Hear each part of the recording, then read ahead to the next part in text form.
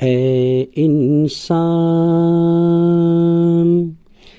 जीवन के मकसद को तू पहचान। तू खुदा की इबादत के लिए है, तेरे लिए है सारा जहान।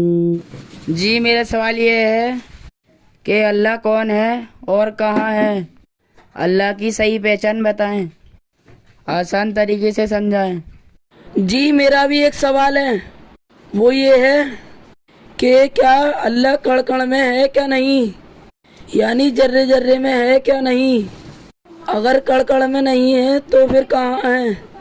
साफ साफ समझाएं। भाई अल्लाह इस कायनात की हर चीज़ का सच्चा मालिक है। सच्चा मालिक कैसे है और उसकी पहचान क्या है, ये हम साबित करेंगे। जो भी हमारे भाई या बहन हमें यूट्यूब पर सुन रहे हैं वो वीडियो को पूरा सुने, ध्यान से सुने, लापरवाही ना करें। और भाई वीडियो को लाइक और शेयर कर दिया करें ताकि सच्चाई फैले, और हमारे चैनल के अंदर जा कर के एक एक करके सभी वीडियो देखें और सुने ताकि जल्दी से जल्दी अंधकार से निकलकर रोशनी में आए। देखिए, खुदा की जात और बहुत सारी सिफात हैं। जात का मतलब है कोई चीज़, कोई हस्ती। अब खुदा को किसी ने देखा नहीं, खुदा को किसी ने देखा नहीं। मोहम्मद सल्लल्लाहु अलैहि वसल्लम के बारे में है, उन्होंने देखा, उस पर भी उलमाओं का इख्तलाफ है। कुछ कहते हैं देखा, कुछ कहते हैं नहीं देखा। लेकिन हकीकतन ये है कि हम तो खुदा को देख ही नहीं सकते। सच है ये। जो कहता है वो झूठ बोलता है। खुदा को नहीं देख सकते, लेकिन पहचान कर सकते हैं उसकी कि भाई ये कायनात, कोई चीज़ खुद पे खुद नहीं बनती, बनाने से ही बनती है। तो ये कायनात खुद पे खुद नहीं बनी, बनाने से बनी है। और ये कोई चीज़ खुद पे खुद नहीं चलती, चलाने से ही चलती है। तो लिहाजा ये कायनात चल रही है। तो कोई चीज़, कोई हस्ती है जो इस कायनात को बनाकर चला रही है बिन देखे। ये सबूत है उस खुदा का, उस अल्लाह का, अकल वालों के लिए समझने के लिए। तो जात वो हस्ती है, जब तो कायनात चला रही है वो। और कितने बारीकी से कायनात चल रही है। तो खुदा अल्लाह दिखाई नहीं दे रहा, मगर ये दलील दिल में यकीन ठोकती है हमारे कि कायनात का मालिक है, जब ही कायनात को चला रहा है वो। तो इस बात से अपने दिल में पक्का यकीन बिठा लो कि खुदा है, होशो हवास में। देखो, बेहोशी में नहीं। ये जो अल्लाह ने हमें होश दिया है, समझ दी है, इसी होश में उसको पहचानना है और उसको मानना है और उसकी मर्जी को मानना है। यही हमारा इम्तिहान है। ये जीवन क्या है? इम्तिहान। आइए अब चलते हैं खुदा की सिफात पर। सिफात यानी जो इस कायनात को चला रहा है उसके अंदर कुछ चीज़ें होनी ज़रूरी हैं, गुण। अगर वो गुण नहीं है तो वो खुदा ही नहीं है। ना वो कायनात चला सकता है, ना बना सकता है। जैसे मिसाल के तौर पर बहुत सारे गुण हैं भाई उसके। मिसाल के तौर पर जो इस कायनात को चला रहा है, जिसने बनाया है, वो मौत से पवित्र होना उसका ज़रूरी है। अगर उसको मौत आ जाएगी तो फिर कायनात कैसे चलेगी? बात समझें। उसको मौत से पाक होना ज़रूरी है। अगर उसे भी मौत आ जाएगी तो फिर कायनात कैसे चलेगी? हैं? अब आप इस कायनात में बारीकी से गौर करें, बड़ी सूझबूझ और समझ के साथ, एक सोच के साथ ये कायनात चल रही है। अब जो खुदा है उसकी जो सोच और समझ है बड़ी बारीक भी हैं भाई। ज़मीन के अंदर कीड़े हैं, मखलूक है, उसकी पैदा करी उसने। अब उस मखलूक को रोजी पहुंचाना है। आसमान में परिंदे कितने उड़ रहे हैं, इनको पैदा भी उसी ने किया। जब पैदा किया है तो इनका पेट भी लगाया है, भूख लगती है। ज़िंदगी दी, ज़िंदगी की ज़रूरतें लगाई, और फिर ज़रूरतों को पूरा करने का सामान मुहैया करता है। हैं? आप ही कोई चीज़ पैदा करें तो पैदा की, उसके अंदर ज़रूरतें लगाई, अब ज़रूरतों का ध्यान रखोगे कि नहीं? किस मखलूक को किस टाइम भूख लग रही है, ध्यान रखना ज़रूरी है। फिर उसको रोज़ी पहुँचाना ज़रूरी है कि नहीं? अब आप सोचिए कि 24 घंटे कितने कीड़े मकोड़े, चरिंदे परिंदे, जानवर, समुद्र के अंदर कीड़े मकोड़े, हर वक्त इन्हें रोज़ी की ज़रूरत है कि नहीं? अब एक ने खाया, फिर दूसरे को भूख लगी, फिर तीसरे को भूख लगी, फिर चौथे को भूख, इसकी गिनती कर नहीं सकते भाई हम, हैं? तो 24 घंटे रोज़ी पहुंचाना मखलूक को ज़रूरी है, हैं? प्लस अब हर समय हर चीज़ को देखना भी ज़रूरी है, हैं? तो खुदा को चाहिए, अब हर मखलूक उसे पुकारती है, जिसने पैदा किया है, जब उसे भूख लगेगी तो उसे पुकारेगी, फिर वो देगा, हैं? ये तो हम इंसानों का इम्तिहान है कि हम इंसान को जो है दुराज से कर दिए, चाहे मुझे पुकार या ना पुकार, मेरे एहसान मान या ना शुक्री कर। लेकिन और जो मखलूक है धरती पर, ये सारी मखलूक अल्लाह को पुकारती है अपनी अपनी जबान में, हम समझ नहीं पाते। कुरान में जिक्र है, अल्लाह की तस्बीह करती है। अब 24 घंटे देखना है और फिर सबकी ज़रूरतें पूरी करना, यानी हर चीज़ उसके सहारे से कायम है। अगर उसका सहारा न मिलेगा तो वो चीज़ कायम रह ही नहीं सकती। पैदा करने में सहारा, फिर खिलाने पिलाने में सहारा, हर चीज़ में सहारा, हैं? तो अब जाहिर सी बात है कि खुदा के लिए चाहिए कि वो नींद से भी पवित्र हो, ऊँग से पवित्र हो। अगर वो सो गया हैं तो फिर मखलूक जो कीड़े मकोड़े हैं, चरिंदे परिंदे, भूखे प्यासे पुकारेंगे, रोज़ी मिलेगी नहीं, मर जाएंगे फिर सभी, हैं? खुदा सोया हुआ है, खुदा को पता ही नहीं है, हैं? और मखलूक पुकार रही है, उसकी पैदा की हुई चीज़ें उसे पुकार रही हैं और वो सोया हुआ है, तो वो तो पुकारते पुकारते मर जाएंगे ना भूखे फिर, हैं? इसलिए जो इस कायनात को जिसने बनाया है और जो चला रहा है, उसके लिए ज़रूरी है कि वो मौत से पवित्र हो, उस मौत से पवित्र हो। दूसरा, नींद तो क्या, ऊँग से भी पवित्र हो, ऊँग से भी पाक हो। इसी तरह से खुदा की बहुत सारी सिफतें, भाई मैं अभी फ़िलहाल में इन दो पर ही बात करूँगा। बहुत सारी चीज़ें हैं, जैसे खुदा खाने से पाक, पीने से पाक। अगर खुदा भी खाता तो सबे खुद ही खा जाता, मखलूक को देते ना खाने के लिए, मखलूक भूखी मर जाती, हैं? खुदा खाने से पाक, पीने से पाक, बीवी से पाक, बच्चों से पाक, हैं? मौत से पाक, नींद से पाक, ऊँग से पाक। बहुत सारी सिफतें हैं खुदा की, बहुत सारी चीज़ें हैं। ये आप हमारे चैनल के अंदर जाकर के एक एक करके सभी वीडियो देखें और सुनें, आपको सही खुदा की पहचान हमारे वीडियो में मिलेगी। अब आइए चलते हैं इस मसले पर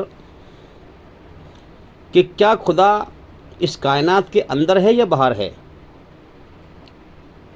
जो लोग कहते हैं कि ईश्वर कण कण में है, वो कहते हैं कि खुदा ने खुद इस कायनात का रूप धारण कर लिया है।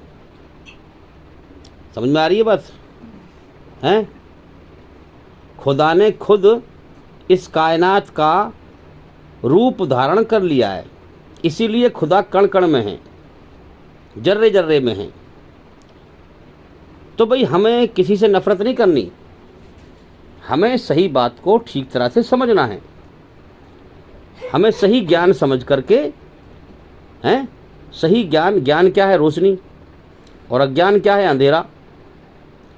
रोशनी ईश्वर की है और अंधेरा शैतान का है। शैतान अंधेरे में डुबोता है, ईश्वर रोशनी में लाता है। तो हमें सही ज्ञान को समझकर उसकी रोशनी में आना है और अज्ञान के अंधेरे से बाहर निकलना है और जीवन के सही मकसद को पहचानना है, ताकि हम इस जीवन की परीक्षा में पास हो सकें। अभी मैं तुमसे अगर एक सवाल पूछूं, क्या भाई ये बताओ खुदा का कानून सब पे चलता है, खुदा पर किसी का कानून चलता है? खुदा का कानून सबके ऊपर चलता है, मगर खुदा के ऊपर क्या किसी और का कानून चलता है? तो तुम क्या जवाब दोगे? जोर से बताओ, चलता है कि नहीं? खुदा पर किसी का कानून नहीं चलता। तो इसका मतलब साफ साफ ये हुआ कि खुदा एक आज़ाद चीज़ है, बेनियाज, बेपरवाह। समझ में आ रही है बात? एक आज़ाद, उसके ऊपर कोई नहीं है, उस जैसा कोई नहीं, उसके बराबर कोई नहीं, उसके ऊपर कोई नहीं, वो एक आज़ाद हस्ती है। अब जो अंदर है, अब इसमें दो शब्द आ गए, खुदा अंदर है कि बाहर? खुदा कानून में कैद है या आज़ाद? तो तुम कहोगे आज़ाद। अंदर है या बाहर? तुम कहोगे बाहर, क्योंकि आज़ाद चीज़ भारी होती है ना, हैं? अंदर जो चीज़ होगी वो कानून के बंधन में बंधी हुई होगी। तो अक्लमंद के लिए, समझने के लिए ये बात भी बहुत अच्छी है कि खुदा अंदर नहीं हो सकता, हैं? वो बाहर है। अंदर का मतलब है कैद होना, और बाहर का मतलब क्या है? आज़ाद होना। वैसे भी हम देख लें, कोई भी किसी मकान के अंदर हो तो अंदर का मतलब वो मकान में कैद है, किसी चीज़ में कैद है, वो अंदर है तो, हैं? और बाहर है तो आज़ाद है। जेल में है तो कैद है, जेल से बाहर है तो आज़ाद है। भाई जेल में इंसान जाता है, वहाँ भी खाने पीने को मिलता है उसे, वहाँ भी तो कानून होता है किसी का, उस कानून के तहत रहना पड़ता है। लेकिन है वो जेल। जेल क्यों कहते हैं? क्योंकि उसमें कैद है, अंदर है उसके, बाहर निकल जाएगा तो आज़ाद है। समझ में आ रही है बात? तो इस ज़मीन और आसमान के बीच में ये एक कैद खाना है। कैद खाने का मतलब है किसी का कानून चलता है यहाँ पर। लाखों इंसानों को रोज़ ज़िंदगी देना, मौत देना, हैं? आप कायनात में गौर करें भाई, इतना समय नहीं मेरे पास मैं जो सबका खंडन करूं, कि यहाँ अल्लाह की बादशाह छाई हुई है ज़मीन और आसमान के अंदर, हैं? तो भाई खुदा का मतलब है आज़ाद, और जो अंदर होगा वो आज़ाद नहीं होगा, हैं? खुदा का हुक्म सब पे चलता है, मगर खुदा पर किसी का हुक्म नहीं चलता। अब तुम कह रहे हो कि मैं इस बात को हवाई फायर मार रहा हूँ। नहीं भाई, ज़रा गौर करें, जो भी इस कायनात का मालिक है वो एक है, ठीक है? एक के इशारे पे कायनात चल रही है। अब वो इस कायनात को चलाने में लगा हुआ है, बात समझे? लगा हुआ है, जब भी तो कायनात चल रही है। हर चीज़ की देखभाली करना, मखलूक को पैदा करना, उसकी रोज़ी पहुंचाना, दिन का निकालना, रात का करना, हवाओं को चलाना, ये सारी चीज़ें हैं। वो एक कार्य में लगा हुआ है, ठीक है? अब अगर उससे बड़ा कोई और हो, उससे ताकतवर कोई और हो, जो उस पर कानून चलाए अपना, तो वो उस पर अपना कानून चलाएगा तो वो उसे पकड़ेगा। जब पकड़ेगा तो जो कोई काम वो कर रहा है खुदा, तो फिर ये दुनिया का कायनात का सिस्टम बेकार हो जाएगा। जैसे मैं कोई काम कर रहा हूँ और मुझसे ताकतवर कोई मेरे से पीछे आ गया, उसने मुझे पकड़ लिया आकर के, तो जो मैं काम कर रहा हूँ मेरा ध्यान उस पर है, वो काम बिगड़ जाएगा फिर मुझे डिस्टर्ब करने से। तो ये दलील है इस बात की कि खुदा से बड़ा कोई नहीं है, उससे बड़ा ताकतवर कोई नहीं है, उसके ऊपर किसी का भी कानून नहीं चलता है। अगर उससे बड़ा कोई ताकतवर होता, उसके बराबर का भी होता मेरे भाइयों, तो दोनों खुदाओं में झगड़ा होता। जब भी दो ताकत आपस में टकराई हैं तुरंत झगड़ा हुआ है। जब भी दो बादशाह आपस में टकराए हैं तुरंत झगड़ा हुआ है। अगर दो खुदा भी होते तो एक दिन को निकालता, दूसरा रोक देता, एक हवाओं को चलाता, दूसरा रोक देता, तो कायनात इस तरह से चल नहीं पाती। अब हम क्या देख रहे हैं अपनी खुली आंखों से? कायनात सुमसाम एक खुदा के इशारे पर चल रही है। रोज़ दिन निकलता है, रात होती है, हवा चलती है, बारिश बरसती है, सूरज निकलता है, चांद निकलता है। अब जिस असली मालिक की बात मैं कर रहा हूँ, आपको पहचान बता रहा हूँ, जो मैं आपको पहचान बता रहा हूँ, यही है अल्लाह। इसी की पहचान दी है कुरान में, हैं? इसके बारे में कहा गया है अल हय्युल कय्यूम, वह जिंदा है, सबको संभालने वाला, मौत से पवित्र है। यानी मौत भी उसकी पैदा की हुई चीज़ है, मौत भी उसकी मखलूक है। ला ताखुजुहु सीनतुम वला नौम, ना उसे ऊँघ आती है ना नींद। अब इस अल्लाह की बहुत सारी पहचान दी है भाई कुरान मजीद में। हम थोड़ी सी बात करेंगे और अधिक पहचान के लिए हम एक ही बार में सारी बात नहीं कर सकते। हमारे चैनल के अंदर आपके हर सवाल का जवाब मिल जाएगा। इसलिए मैं कहता हूँ बार बार कि हमारे चैनल के अंदर जा कर के एक एक करके सभी वीडियो देखें और सुने, ताकि जल्दी से जल्दी अंधकार से निकल कर रोशनी में आएँ। कुरान की आयत तो मैं बाद में पेश करूँगा, पहले मैं दुनिया दिखा करके आपको दुनिया दिखाऊँगा और इस दुनिया चलाने वाले की पहचान बताऊँगा पहले दुनिया से आपको मैं, फिर कुरान की आयत पेश करूँगा, फिर आपको साबित करूँगा कि कुरान सच्चा है कि नहीं, कुरान मजीद सच्चे मालिक की पहचान बता रहा है कि नहीं। सबसे पहले तो आप देखें इस कायनात में कि एक मालिक के इशारे पर यह कायनात चल रही है, ठीक है। उसी की रचना हमारे अंदर रची हुई है और एक मालिक को पुकारना हमारे अंदर है, हैं? उसने इस दुनिया में भेजकर हमारा इम्तिहान लिया है। इम्तिहान में ज़रूरी है पढ़ाई कराना, फिर इम्तिहान लेना। तो उसने पढ़ा के हमें भेजा है। पढ़ाई क्या है? हमारे अंदर रचना है, उसकी रची हुई। अच्छाई में सुकून, बुराई से बेचैनी, घबराहट, गलती पर पछतावा, शर्म का मादा, हया का मादा। अब इसमें बहुत सारी चीज़ें हैं, सारी रचना में गौर करें। जब थक जाते हो, उठते बैठते हो तो एक मालिक को पुकारते हो। बहुत सारी रचना है भाई, इसके बारे में हमारी बहुत सारी वीडियो हैं। तो सबसे पहली चीज़ तो ये है, कुरान एक याद ध्यानी है भाई। रचना, जो रचना है वही कुरान है। तो रचना के आधार पर जीवन का मकसद इंसान दुनिया में आकर भूल जाता है। दुनिया भूलने का जहान है। शैतान का जो है फसाद यहाँ मचा हुआ है, इंसान यहाँ भटकता है आकर के, है ना, शैतानी माहौल में। तो कुरान रचना है और इसी रचना को याद दिलाता है और जीवन का सही मकसद बताता है और समझाता है। तो सबसे पहली बात तो ये कि इस कायनात का मालिक एक है, जो अकल भी हमारी कह रही है और आंख देखकर हम पहचाने, देखें, गौर करें तो वाकई में एक मालिक के इशारे पर ये कायनात चल रही है और हर चीज़ उसके सहारे से कायम है। अगर वो सहारा छोड़ दे तो वो चीज़ टिक नहीं सकती, रुक नहीं सकती, है कि नहीं। इसी बात को कुरान कहता है सूरह इखलास में, कुल हुवल्लाहु अहद, कहो कि अल्लाह एक है और हर चीज़ उसके सहारे से कायम है, वो यकता है। हाँ, यकता मतलब अकेला। तो पहली चीज़ ये साबित हो गई, ठीक है। दूसरी बात, अब हम देखें इस कायनात में कि हर चीज़ उसके सामने बेबस है भाई, उसी का कानून चलता है।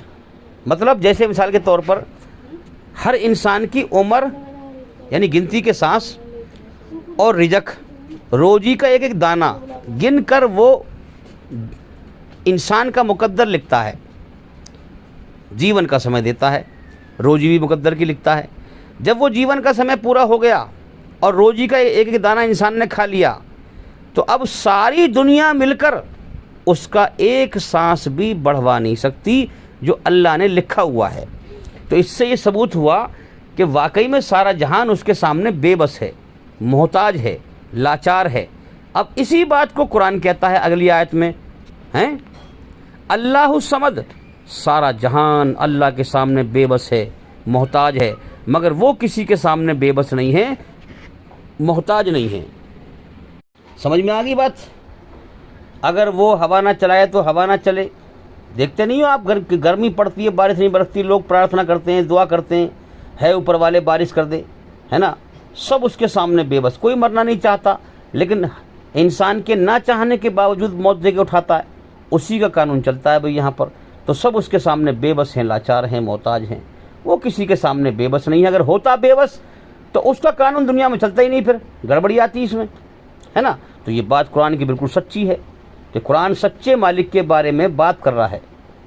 अगली आयत अब हम देखें और समझें बात को कि भाई इस दुनिया में ज़मीन और आसमान के बीच हर चीज़ पैदा की गई है। अगर आप सच पे गौर करेंगे, देखो जीव तो आपको दिखाई दे रहे हैं, सारे जीव पैदा किए हुए हैं भाई, इनको मरना भी है, जो चीज़ पैदा है वो नापैद भी है। लेकिन ये ज़मीन और आसमान, सूरज, चाँद, ये भी चीज़ें पैदा की हुई हैं। इसकी क्या दलील है कि पैदा की हुई है भाई? ये दलील ये है इसकी कि ये बंधन में बंधी हुई है। जो चीज़ बंधन में बंधी हुई है किसी के हुक्म के, वो ये बता रही है कि मैं पैदा हुई हूँ और मुझ पर किसी का कानून चल रहा है। ये सूरज है, सुबह को निकलता है, फिर शाम को छुपता है। तो निकलना और छुपना ये अपने कर्मों से दिखा रहा है कि मैं किसी के कानून के बंधन में बंधा हुआ हूँ, तो लिहाजा मैं पैदा भी हुआ हूँ। जो पैदा नहीं हुआ उसकी दलील ये होगी कि वो किसी एक कानून के बंधन में बंधा हुआ नहीं होगा। और जो चीज़ पैदा हुई है उसकी दलील ये है कि पैदा करने वाला अपनी पैदा की हुई चीज़ के साथ कुछ भी कर सकता है, उस पर कोई भी कानून लगा सकता है, किसी भी कानून के बंधन में उसे बांध सकता है। पैदा करने वाला अपनी पैदा की हुई चीज़ के साथ जो चाहे वो कर सकता है। भाई तुम खुद अपने ऊपर ही सोच लो, अगर तुम कोई चीज़ बनाओगे तो तुम्हारी बनी हुई चीज़ का तुम्हारा मुकाबला कर लेगी?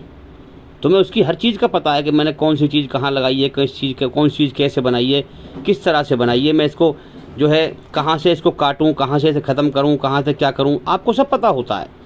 इसी प्रकार से खुदा को भी अपनी बनी हुई हर चीज़ का पता है।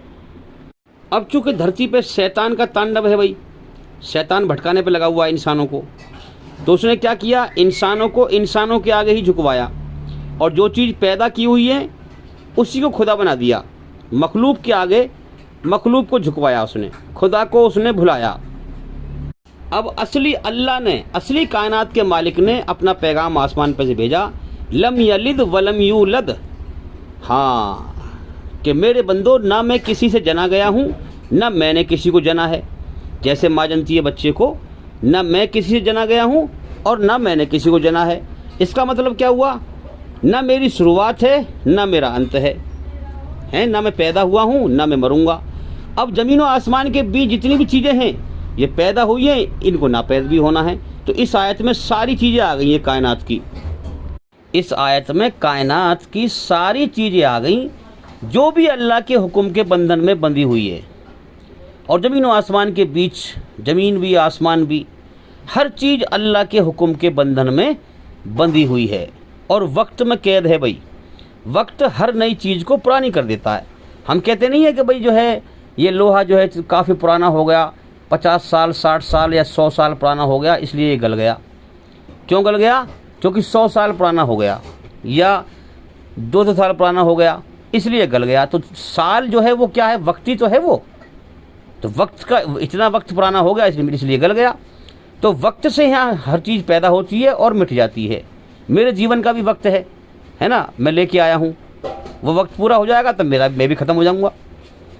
तो जो चीज़ वक्त के अंदर कैद है वो अल्लाह के हुक्म में कैद है। वक्त भी अल्लाह की मखलूक है ना। तो ज़मीन और आसमान के भीतर क्या है, वक्त, और अल्लाह वक्त से बाहर है, अल्लाह टाइम से बाहर है, अल्लाह ज़मीन और आसमान से बाहर है।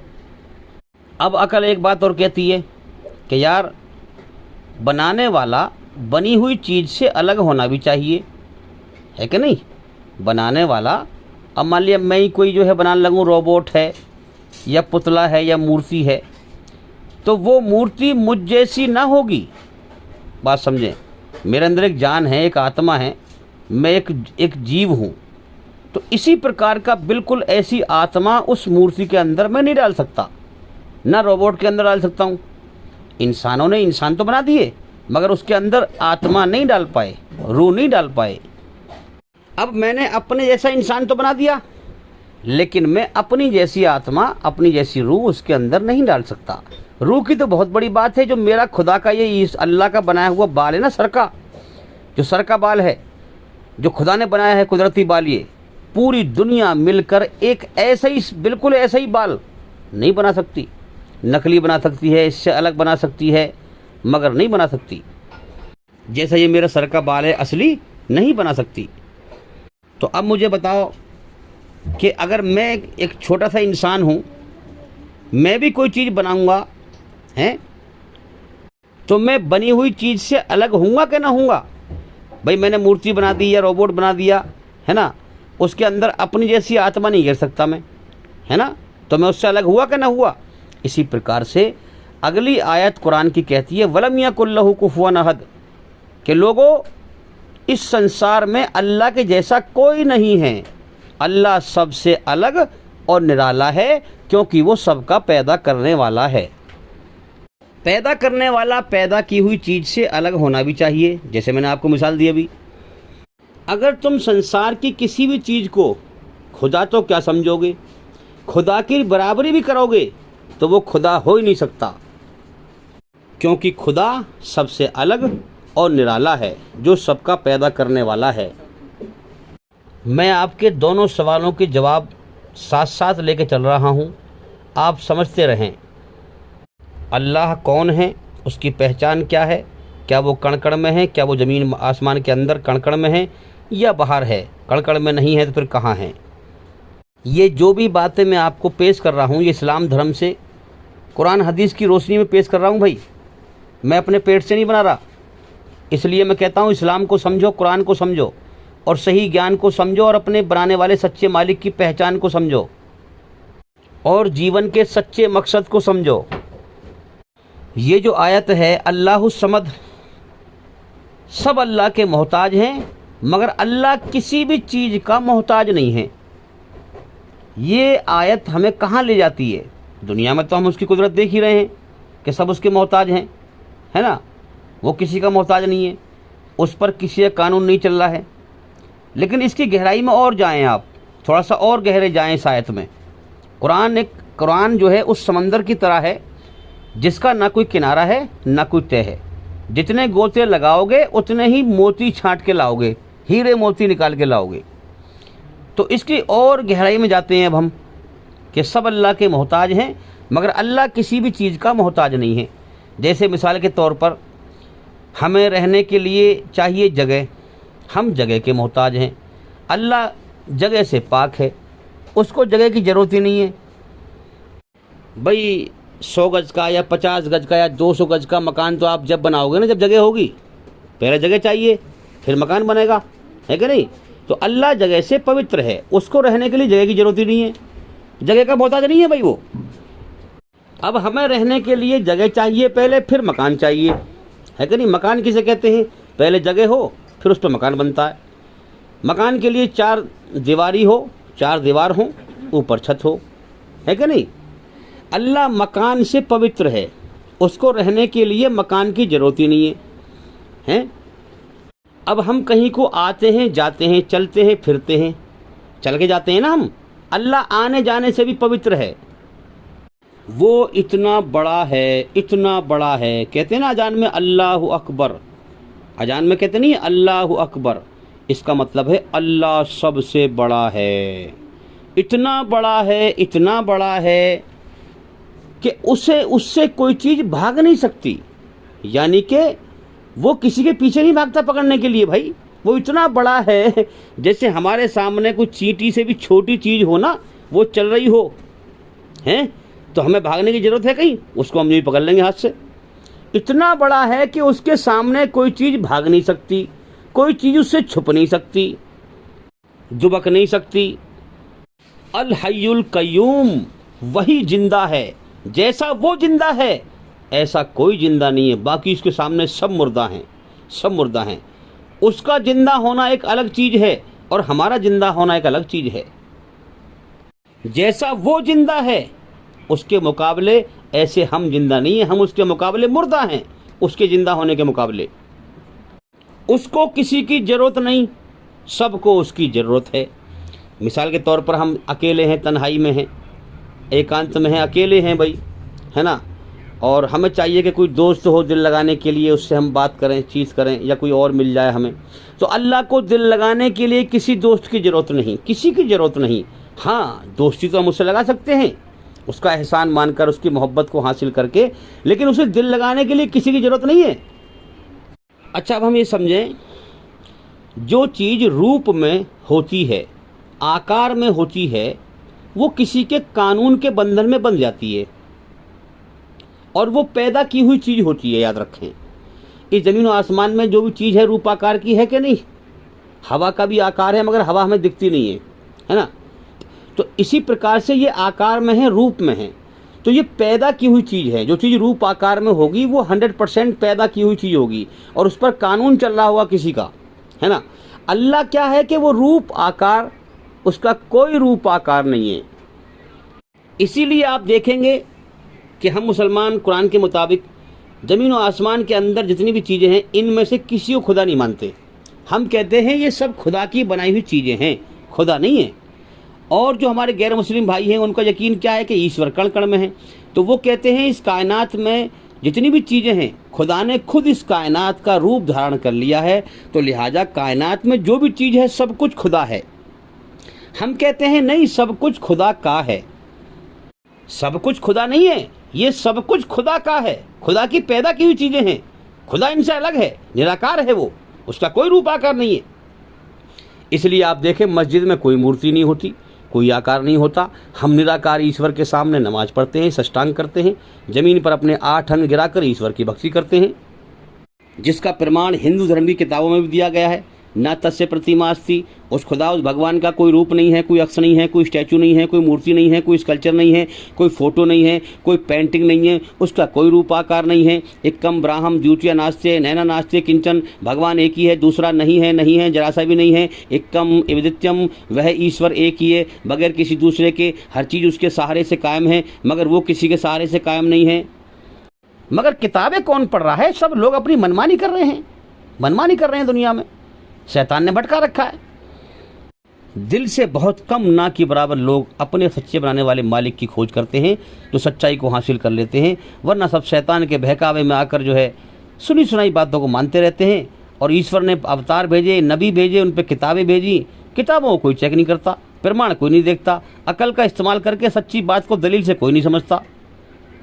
तो किताबों से हट करके अपनी मनगढ़ंत बुनियाद लोगों ने बना रखी है, धर्म की बुनियाद के ईश्वर कण कण में हैं। कुछ भटके हुए मुसलमान हैं हमारे, जिन पे उनका असर आता है, वो भी कहते हैं कि अल्लाह जर्रे जर्रे में है। अब मुझे बताओ, जब बुनियाद ही टेढ़ी होगी हैं तो पूरी इमारत टेढ़ी होगी कि ना होगी? फिर पूरे कुरान में कहीं भी ये शब्द नहीं है कि ईश्वर जर्रे जर्रे में है, अल्लाह जर्रे जर्रे में है, ईश्वर कण कण में है, कहीं भी नहीं है। हाँ, बल्कि ये आता है नहनु अकरबु इलैहि मिन हब्लिल वरीद, ऐ इंसान मैं तेरी सांस से ज़्यादा करीब हूँ।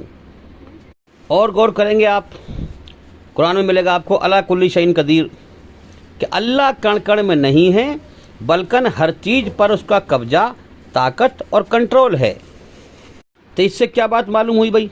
हर चीज़ पर उसका कब्जा, ताकत और कंट्रोल है, और उसकी बादशाहत छाई हुई है। तो मालूम ये हुआ कि अल्लाह ताला कण कण में नहीं है, ये सब उसकी पैदा की हुई चीज़ है। जिसको चाहता है ज़िंदगी देता है, जिसको चाहता है मौत देता है, जिसके साथ चाहता है जो करता है। जो कानून दुनिया में उसका छाया हुआ है, जो आँख से दिख रहा है, अकल पास कर रही है, सच को मानना चाहिए। तो ज़मीन और आसमान के बीच में उसका कानून चलता है, ज़मीन और आसमान से बाहर है भाई वो।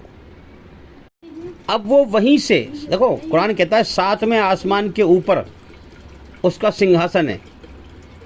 बहुत सारी बातें ऐसी हैं जो इंसानी अकल को समझाने के लिए अल्लाह की ताकत के बारे में बताया गया है। जैसे मिसाल के तौर पे आता है कि भाई अल्लाह ताला क़यामत के दिन पूरी कायनात को जो है लपेट के अपनी मुट्ठी में, अपने हाथ में धर लेगा, मुट्ठी में धर लेगा। तो अल्लाह का हाथ थोड़ी है कोई, ये तो इंसानी अकल को समझाने के लिए बताया जा रहा है कि इंसान का हाथ है। तो इंसान अपने हाथ की मिसाल से समझ जाए अल्लाह की ताकत कितनी बड़ी है, ना कि इंसान का हाथ है। इंसान की अकल को समझाने के लिए अल्लाह की ताकत बताई जा रही है। तो ऐसी बहुत सारी चीज़ें हैं कि भाई अल्लाह ताला 7वें आसमान के ऊपर है, अल्लाह का अर्श है, हाँ। तो समझ लें हम कि जो है अल्लाह ताला जगह से पाक, मकान से पाक, खाने से पाक, पीने से पाक है ना। हाँ, उसकी सिफ्त अलग है और मखलूक अलग है। तो ये अर्श का भी जो जिक्र किया गया है, ये अल्लाह की शान को बताने के लिए है। अल्लाह अर्श से भी पवित्र है, उसको बैठने के लिए किसी की ज़रूरत नहीं है। अब चूँकि इंसान जो है तख़्त पर बैठता है, बादशाह तख़्त पर बैठते हैं, बड़ी कुर्सी पर बैठते हैं, तो इंसानी अकल को समझाने के लिए ये बात कही जा रही है। अल्लाह ताला अर्श से पाक है। अल्लाह की कुर्सी भी बयान की गई है कुरान में, हैं वसिया कुर्सी समावाती वमा फिल अर्ज, कि अल्लाह की कुर्सी ने ज़मीन और आसमान को घेरे में लिया हुआ है। अल्लाह की कोई कुर्सी थोड़ी है, वो कुर्सी बैठने से पवित्र है। ये तो इंसानी अकल को समझाने के लिए उसकी शान और उसकी ताकत बताई जा रही है। अब तुम कहोगे यार ये तो खुदा समझ में नहीं आ रहा। हाँ, यही तो बात है। असली खुदा तो वही है जो अकल में ना आए। जो अकल में आ गया वो खुदा ही क्या है। जिनको तुमने खुदा बना रखा है, उसकी मखलूक को, वो तो अकल में आती है। ईसा अलैहिस्सलाम को कहते हैं खुदा का बेटा, नाउज़ बिल्ला। राम को खुदा हैं, ये तो अकल में आते हैं। जने गए थे, दुख तकलीफ़ झेली। जिसने दुख तकलीफ़ झेली हो वो खुदा थोड़ी है। जो दुख तकलीफ़ का पैदा करने वाला है वो है खुदा। अब खुदा का कायनात बनाने का बेस क्या है, बात समझे। मकसद क्या है, मेन मकसद, निचोड़ क्या है।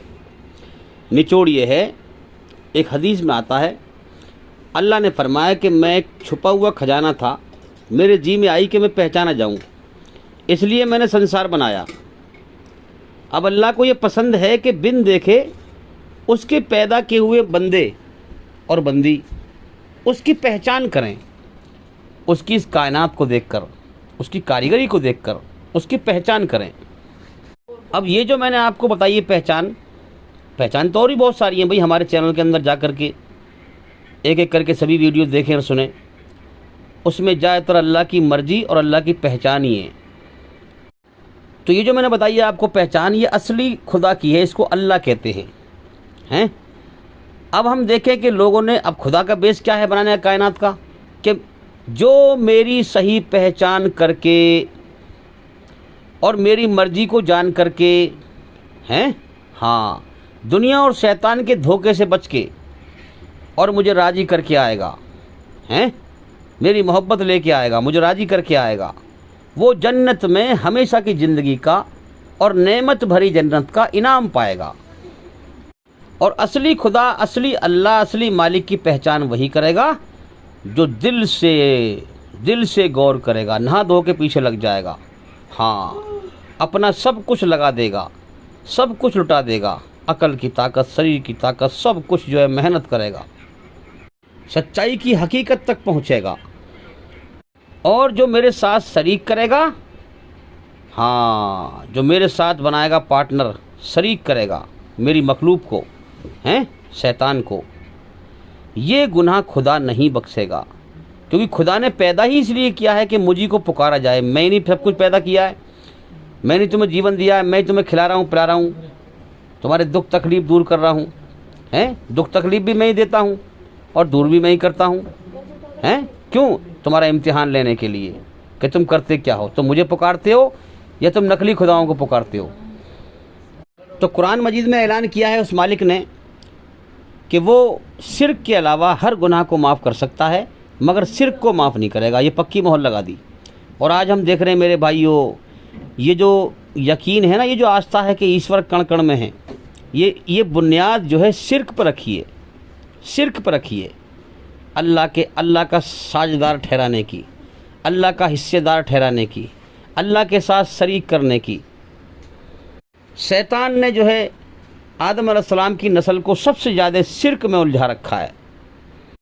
तो ईश्वर कण कण में है, अल्लाह जर्रे जर्रे में है, ये बुनियाद शिर्क पर रखी है कि अल्लाह की मखलूक को अल्लाह से मिलाना, कि खुद खुदा ने कायनात का रूप धारण कर लिया है, ईश्वर कण कण में है। मेरे भाइयों, अब इस यकीन ने, इस शिर्क वाले यकीन ने इस धरती पर फसाद पैदा कर रखा है भाई। आप देखें इंसान को कहाँ तक पहुँचा दिया कि इंसान जो है 33 करोड़ देवी देवता खुदा मान रहा है, खुदा की जो हर चीज़ कण कण में खुदा को मान रहा है, नाउज़ुबिल्लाह गोबर की पूजा कर रहा है। बताओ कहाँ पहुँच गया इंसान, इसकी अकल कहाँ भ्रष्ट कर दी शैतान ने, हैं। और कहता है नाली के कीड़ों में भी शैतान है, गंदगी में शैतान। ज़रा सोचिए आप, इसकी सोच को कहाँ पहुँचा दिया शैतान ने, गंदगी में ईश्वर।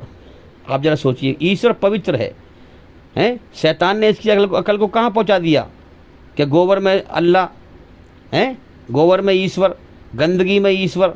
आप देखें भला। तो जैसे इंसान को अल्लाह ने अकल दी थी, समझ दी थी, इसने अल्लाह की कदर ना करी, अल्लाह के दिल से खोज ना करी, अल्लाह की ठीक से पहचान ना करी, उसकी शान को नहीं पहचाना। ये कीड़े मकोड़ों की तरह दुनिया में रीझता हुआ रह गया, अल्लाह की पैदा की हुई चीज़ों की पूजा करने में इसको लगा दिया शैतान ने।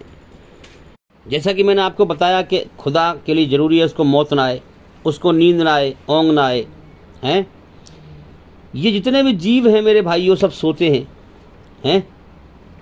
तो अगर इनमें खुदा समझेंगे आप, तो ये तो सोते हैं, फिर सो गया तो फिर कायनात फिर कौन चला रहा है फिर इसको, ज़रा सोचें आप, रोज़ी कौन पहुंचा रहा है फिर। तो खुदा इन सब से अलग है, ये खुदा की पैदा की हुई चीज़ें हैं। खुदा मौत से पवित्र है। अगर तुम किसी इंसान में खुदा को समझते हो तो कितने सारे इंसान हैं, कितने सारे इंसान रोज़ मरते हैं। जो मर जाए वो खुदा थोड़ी है यार, थोड़ा अकल का इस्तेमाल करो, थोड़ी सी भी अकल इंसान के अंदर होगी वो भी गौर कर लेगा। तुम इंसानों के अंदर खुदा को समझ रहे हो, अरे जो मर गया, मरा, वो एक तो वो मरा और एक उसे किसी ने मारा।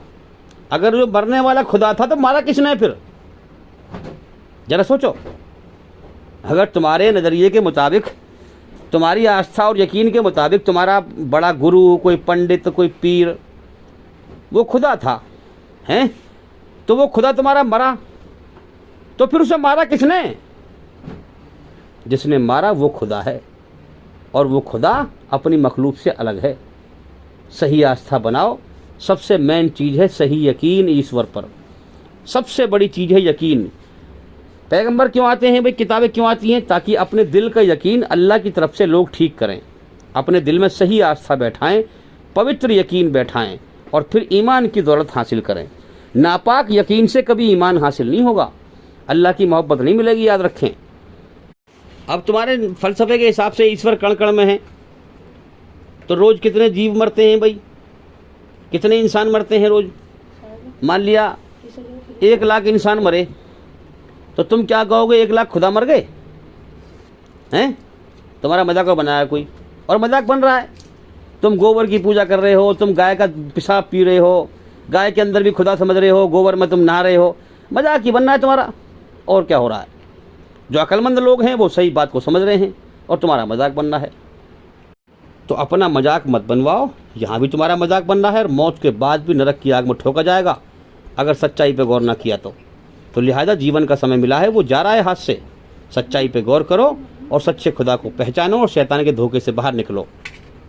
बच्चों की तरह शैतानी खेल में, धार्मिक खेल में खेल रहे हो, इस खेल से बाहर निकलो, हकीकत को पहचानो और हकीकत को मानो। जिंदगी जा रही है हाथ से। सब कुछ खुदा नहीं है इस कायनात में, सब कुछ खुदा का है। तो सबसे मेन चीज है अपने बनाने वाले सच्चे मालिक अल्लाह ईश्वर, खुदा पर सही यकीन, खुदा को ठीक से समझना, असली खुदा को, और उसके बारे में अपना सही यकीन बनाना, जो मैंने आपके सामने अभी पेश किया। अगर आपका सही यकीन ना होगा तो आपका सारे धार्मिक स्थल पर जितने भी नेक कर्म हैं ना, आप जो कर रहे हैं अच्छे कर्म, आपके सारे बेकार हैं, क्योंकि अच्छे कर्मों का बदला तो अल्लाह ही देगा, अल्लाह का सिवा तो कोई देगा नहीं। और उसको आपने ठीक से पहचाना नहीं है, हैं? उसकी आपने ठीक से पहचान करी नहीं है, उसके बारे में गलत आपकी आस्था है, नापाक आस्था है, अपवित्र गंदी आस्था है, हैं? तो फिर आपके सारे नेक कर्म बेकार हैं, आप कितनी मेहनत कर लें। और सही यकीन बनेगा जब जब आप शिर्क से बाहर निकलेंगे, हैं? हाँ, शिर्क से।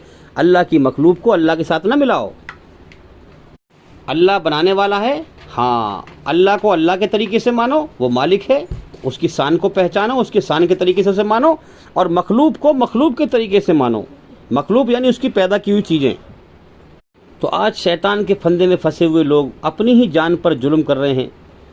जिस मालिक ने जीवन दिया उसकी दिल से पहचान नहीं कर रहे, लापरवाही कर रहे हैं, धरती पर फसाद फैला रहे हैं, सच पे गौर नहीं कर रहे हैं, हाँ, अपनी जान पर जुल्म कर रहे हैं। आज जालिम धर्म के नाम पर, हाँ, लड़ने में लगे हुए हैं, झगड़ रहे हैं, फसाद फैला रहे हैं। जीवन क्यों मिला है, जीवन के सच को समझने को तैयार नहीं है। हाँ, फिर मौत के बाद अल्लाह फरमाएगा, जब जहन्नुम का फैसला कर देगा, नरक में डालने का फैसला कर देगा, अल्लाह फरमाएगा कि मैंने तुम्हें जीवन का इतना समय दिया था कि तुम अगर चाहते तो मेरी ठीक से पहचान करके, मेरी मर्जी को पहचान कर, ईमान हासिल करके, मेरी मोहब्बत हासिल करके जन्नत को हासिल कर सकते थे, हैं? और नरक की आग से, जहन्नुम से बच सकते थे, मगर तुमने चाहा ही नहीं था। तुमसे बड़ा घाटे का सौदा करने वाला कोई नहीं है, कोई नहीं है। दफा हो जाओ हमेशा के लिए नरक की आग में, नरक में कभी नहीं निकाले जाओगे। अब बताओ, इनका यहाँ फसाद फैलाना, बुराई में अकल की तेजी दिखाना, इनके किस काम आया भाई? हमेशा के लिए हो गए ना, हो गए बर्बाद। बिना मालिक के अपने आप को आज़ाद समझ रहे हैं, अल्लाह का इनकार कर रहे हैं, मनमानी से जीवन जी रहे हैं, अपने मन को राज़ी कर रहे हैं, फसाद फैला रहे हैं, ईश्वरी रचना के खिलाफ चल रहे हैं। ईश्वर सब देख रहा है ऊपर से। दुनिया बनाई उसने छांटने के लिए है, अपनी बनाई हुई रचना के आधार पर ईमानदार को अलग और बेईमान को अलग। ये रचना रची ही इसलिए है ताकि ईमानदार को जन्नत में अच्छा बदला दे और बेईमान को जहन्नुम में बुरा बदला दे।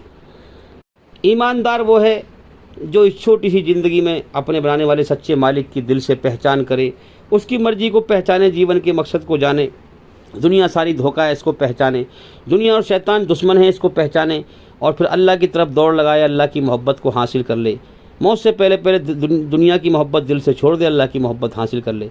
जो अल्लाह की मोहब्बत लेके मरा वो ईमानदार है, ईमान वाला है, वो जन्नत का हकदार है भाई। और जो सरकशी करके अपने मन को राज़ी करके मरा, फसाद फैला कर मरा, अल्लाह का इनकार करके मरा, वो अल्लाह की मोहब्बत कहाँ लेके मरेगा फिर? वो तो बेईमान होकर मरेगा ना, और बेईमान के लिए नरक की आग है। अब मुझे बताओ, ईश्वर अपनी बनाई हुई रचना के आधार पर ईमानदार और बेईमान को बराबर कैसे कर देगा? हैं? एक ने तो अपने रब को राज़ी किया और रब की मोहब्बत हासिल कर ली, दुनिया को छोड़ दिया, दुनिया में अपनी चाहतें मार दी, हैं? अपनी जान सौंप दी अपनी खुशी से अल्लाह के सामने, अल्लाह की मोहब्बत हासिल कर ली, ईमान हासिल कर लिया। और एक ने मनमानी से जीवन जिया। भाई एक ने सच पे गौर किया, ये ज़िंदगी धोखा है, मेरा कोई मालिक है, मेरी जान किसी के कब्जे में है, हैं? दुनिया कभी भी छूट सकती है। मालिक को राज़ी किया, सच्चाई पे चला। और एक झूठ पे चला, ये पता होते हुए कि मेरी जान किसी के कब्जे में है, मौत कभी भी आ सकती है, फिर भी दुनिया को हमेशा घर समझ के दुनिया में जीवन जिया, सरकशी की, फसाद फैलाया, अल्लाह का इनकार किया, रचना के खिलाफ चला, उसको नाराज़ किया, उससे दुश्मनी निभाई। जो सच्चाई पे नहीं चलता, बुराई पे चलता है जानबूझकर, वो अल्लाह से दुश्मनी निभाता है, अल्लाह की रचना के खिलाफ चलता है, अल्लाह के हुक्मों के खिलाफ चलता है, याद रखें। अब ये दुनिया में भटक के मरा, एक ने अपनी जान सौंप दी, वो फरिश्ते आए अपनी खुशी से जाने को तैयार है उनके साथ इस दुनिया छोड़ करके, और एक के पास फरिश्ते आए वो जाने को तैयार नहीं है, उसकी फरिश्ते जान जबरदस्ती निकाल रहे हैं उसकी, हैं? वो जाने को तैयार नहीं है। क्यों? क्योंकि उसने अल्लाह को राज़ी नहीं किया, उसने अल्लाह की मोहब्बत हासिल ना करी। जीवन तो दोनों को मिला था ना, जीवन दोनों को मिला था। ये अल्लाह का दुश्मन बना और ये अल्लाह का दोस्त बना, तो क्या अल्लाह इनको बराबर कर देगा? नहीं। तुम्हारी अकल धोखा खा रही है, तुम्हारी समझ धोखा खा रही है, बराबर नहीं करेगा। दोनों के लिए दो अंजाम मौत के बाद तैयार हैं।